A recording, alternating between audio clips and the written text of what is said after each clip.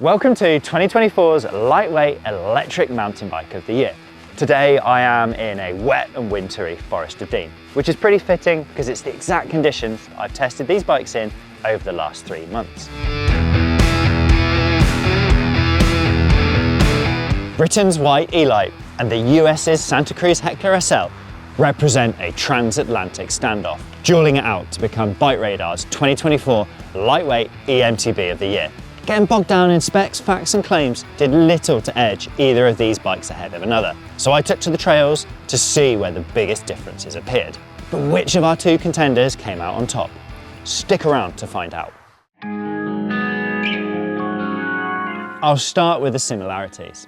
Both bikes' frames are built from carbon fibre, but the Heckler's more basic C material helps keep costs down at a fractional weight penalty over the brand's fanciest CC carbon. In the Whyte camp, they've used a unidirectional layout, designed to be both strong and light. As a hallelujah to mechanics worldwide, both route cables internally via ports on the head tube, rather than through the headset. And SRAM's UDH is of course present. There's plenty of chain slap and underslung protection, and space within both their front triangles for water bottles, range extenders and tools. These are all nice touches, but their suspension designs couldn't be further apart. Whyte's Horselink system has 142mm of custom-tuned rear-wheel travel, and its rear shock is mounted under the top tube. Flipping this around, the Heckler SL's shock sits down low just above the bottom bracket, and is compressed by the brand's famous VPP twin co-rotating links. This design dishes out 150mm of travel. Although both our contenders' motors are made by German industrial giants, Bosch needs little introduction. While the Porsche Fazur shouldn't either, they operate on different principles. Arguably touching on mid-power, the Santa Cruz's 60Nm Fazur Ride 60 also boasts a peak 450-watt power figure. The Whyte's performance line SX Bosch, on the other hand, wipes the floor with a 600-watt peak power figure, but loses out slightly with just 55Nm of twist. Breaking down the figures quickly, the Bosch delivers its peak torque and power at 104 RPM, while the Fazur is much lower at 78. To access all the SX's juicy assistance, you'll have to spin your legs pretty quickly, while the Fazur is going to be more accommodating for riders who turn the pedals at lower cadences. While I'm playing a game of top trumps, the Fazur's 432 Wh battery is bigger than the Bosch's 400 Wh unit. Both motors are compatible with range extenders, but currently only the Bosch's 250 Wh external battery is available. Fazur's 200 Wh version has been promised for a few years now, but it still hasn't materialised. Trail bike geometry used to be a smorgasbord of figures. More recently, sweet spot numbers have stuck. The contenders here are no exception, both convincingly towing the long, slack and low line. The bikes also shared geometry adjusting flip chips. The Santa Cruz's is in the rear shock mount, while the Whyte uses an offset shock eyelet, but both bikes' adjustments switch between high and low positions. Important figures include shared 64-degree head angles, on paper 77-degree seat tube angles, and sized large 480mm reaches. While the Santa Cruz gets size-specific chainstays, our large has 446mm figure, the Whytes are fixed at 450mm across the sizes. Bottom bracket heights differ too. The ELyte follows Whyte's long-standing low-slung stance of 334mm, while the Heckler SL's is loftier at 340.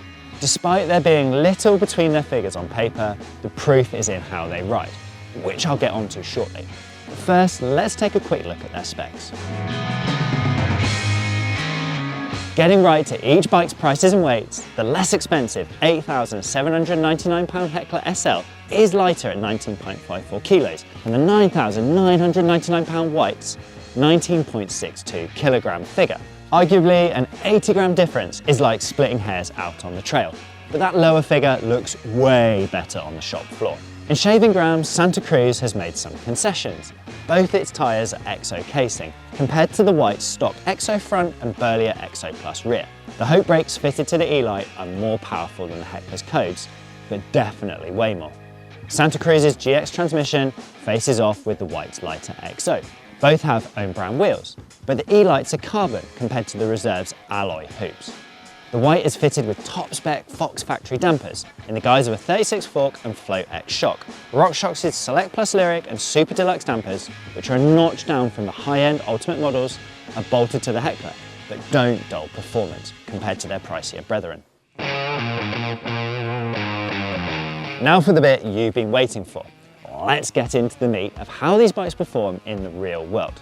Uphill, the Heckler SL seated position has a rearward bias, concentrating a higher portion of your weight over the back wheel. Caused by the slack-feeling seat tube angle, your hips sit behind rather than over the bottom bracket. As you can see, angling the saddle nose down and pushing it forward in the clamps helps reduce this sensation, but doesn't cure it. It is only a workaround for compromised geometry. Angle skyward on a steep gradient and the front wheel is eager to go light. Unless care is taken, it bounces lightly over bumps, rocks and roots. Without actively weighting the Heckler with overt body shifts towards the bars, control and accuracy are limited. Here, balancing steering, precision and rear wheel grip are a juggling act. One false move and wheel spin is inevitable, or another and you'll be drifting offline. Despite both bikes sharing their on-paper seat tube angles, the Whyte's position is way more neutral. It places your hips over the bottom bracket, boosting pedalling comfort and efficiency. Combined with a relatively short 630mm top tube, its natural enduro bike style sit-up and beg riding position commands plenty of control. Small weight shifts make tackling tight switchbacks or particularly steep sections fun and engaging. Picking up and placing the front wheel around obstacles feels natural rather than forced, but you've got to make it happen.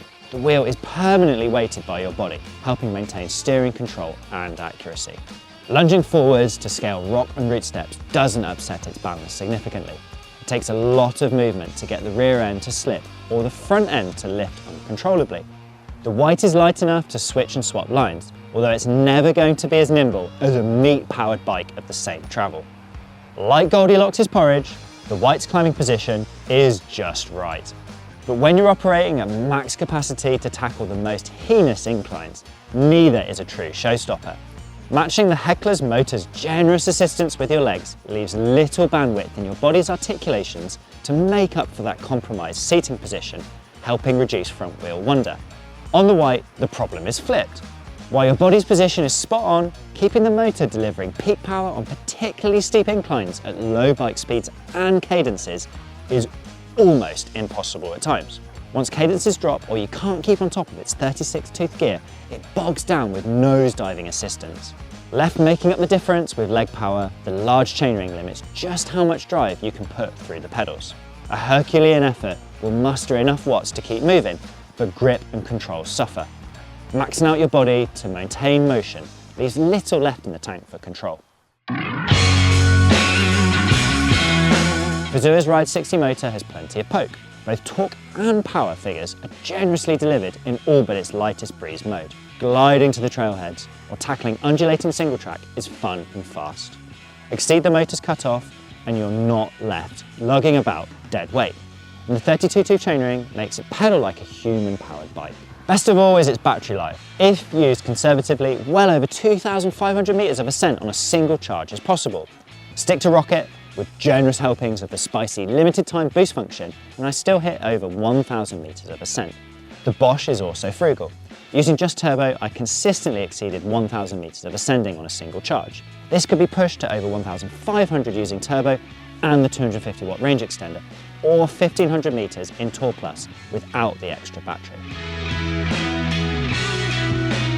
If the ELyte is balanced on the climbs, it's on another level when descending.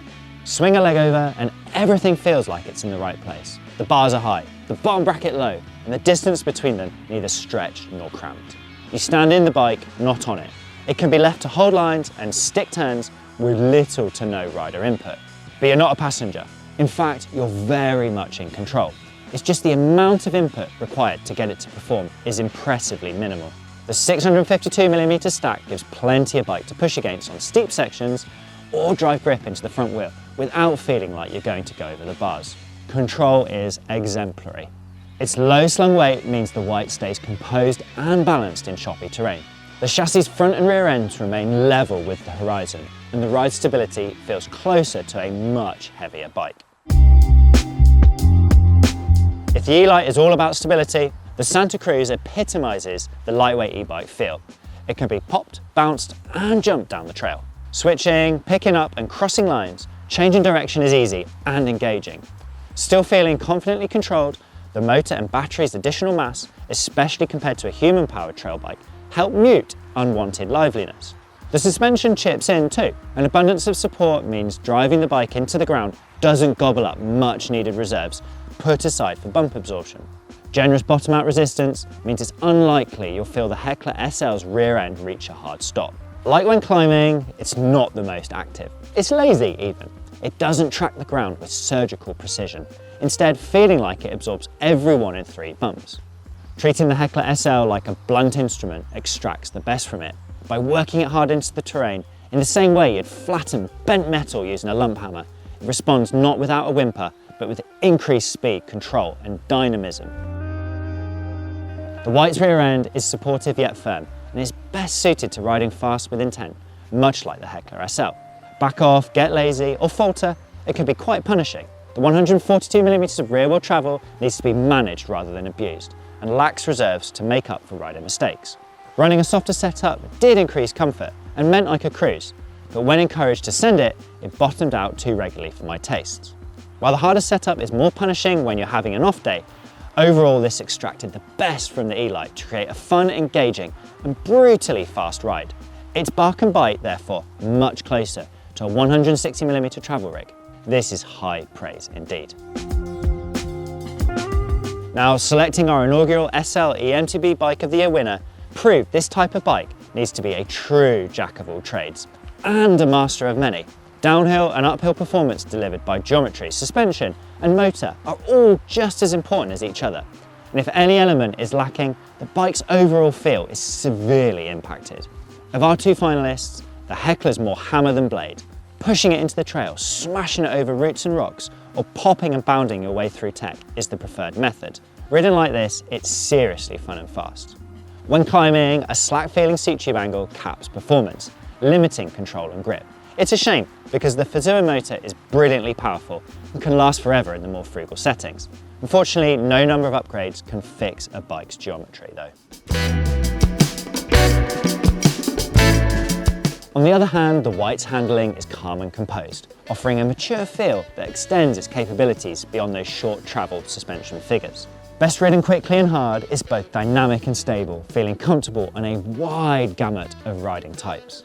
While its climbing position is exemplary, the 36-tooth chainring and the motor's desire for high cadences get you into a pickle when gradients steepen.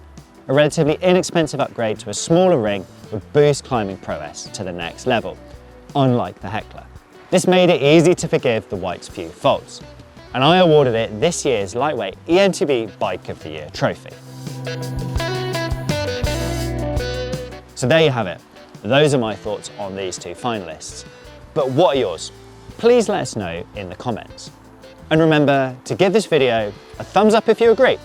And if you want even more Bike of the Year content, then check out this video.